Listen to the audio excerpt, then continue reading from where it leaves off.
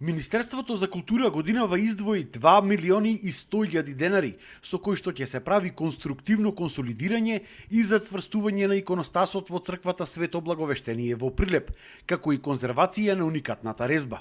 Ова се најголеми средства досега издвоени за овој иконостас откако се започнати работите за негова заштита и реставрација во 2020 година.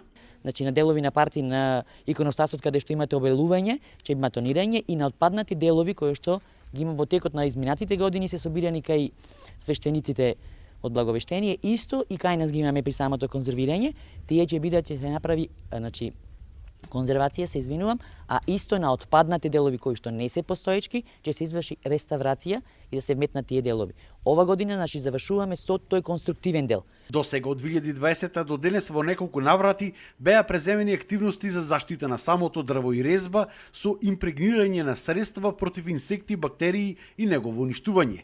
Следна фаза ќе биде заштита на иконите на иконостасот. И тие се следна фаза да се конзервираат, затоа што исто се од големо значење, се познати мајстори кои што работат, зографи кои што работат во нашиот крај. Значи на долната партија престолните икони што ги викаме оние големите икони и на втората партија во горната зона каде што се поставени на иконостасот циклусот големи празници. Иконостасот е стар 180 години и е најдолг иконостас во Македонија со должина од скоро 17 метри и висина од 6 метри. Тој е исто така трет во државава според својата вредност, после иконостасите во црквата Свети Спас во Скопје и оној во Бигорскиот манастир.